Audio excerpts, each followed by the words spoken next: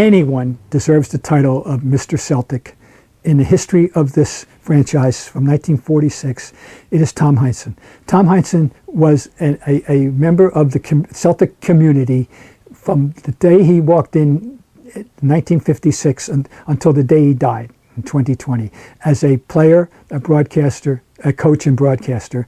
And that's the longest unbroken stint of anyone in the history of the Celtics. He identified with should be identified as Mr. Celtic. When I met him in 1969, it was an interesting juncture.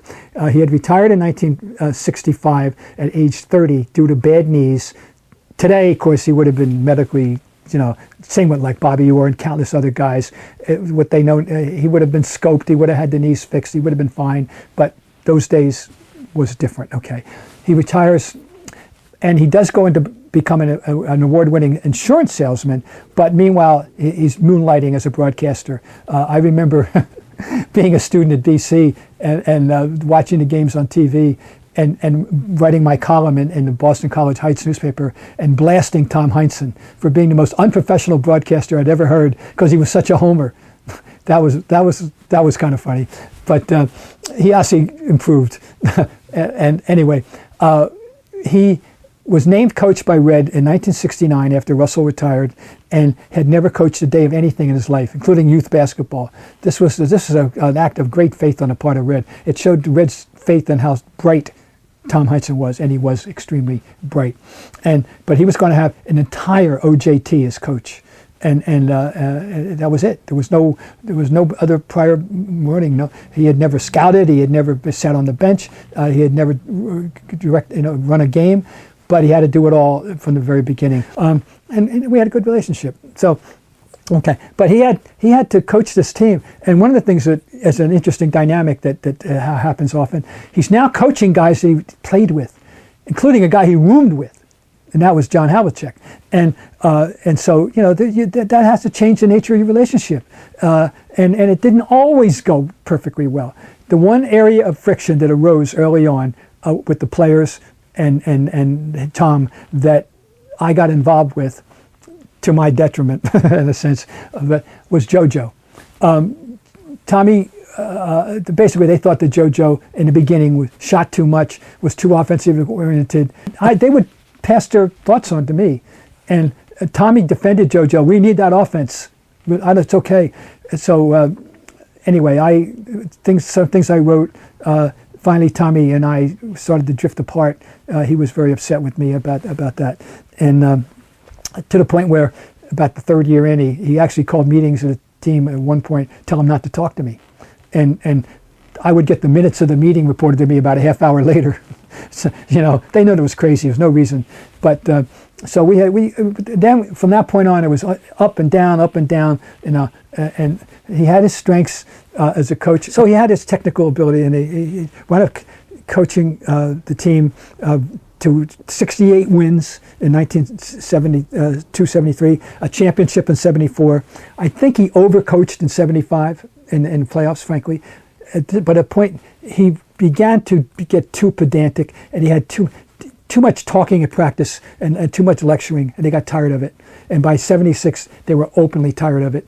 I can tell you that. They won that championship out of relief, not out of joy.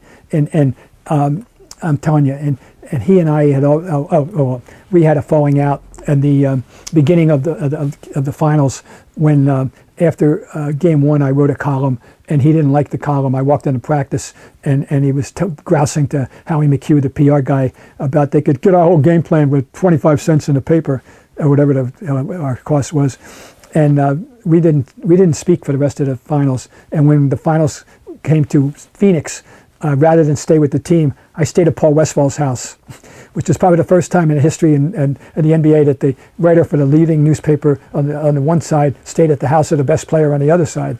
But I did. Now, they finally win in 6 games, and I go up to him, I said, "Congratulations." And he said, "Thank you." That was that. Fast forward 2 years. Now, and he's now broadcasting, he's now coaching, and I'm off the beat. I got myself off the beat. There was a testimonial dinner for his old buddy, Jim Luskatoff, and we're both at the dinner, and I go up to him at the bar. This is like 2 years later. He's still coaching the team. I said, Tommy, would it spoil your evening if I said hello? He said no. And from that point on, we were friends until he died in 2020. Now, the Tom Heinsohn that people don't know, some people were aware of it, not enough people were aware of it. The other side of Tom Heinsohn, he was an accomplished artist, a legitimate artist who was worthy of showings. There was a Heinsohn hanging in our living room here. Tommy Heinsohn was a great portrait artist as well. He had developed this. He developed the skill over the years. He used to take vacations in the summer and go places to paint, like in Rome or London or Paris, and get ideas for paintings. That the whole other side of him. I know how great he was with the language. When he was, I used to go around in the early days when we were getting along better. You go on the road, and everybody had luncheons in those days for the local press to publicize the game. The NBA wasn't, it needed publicity. He was a master and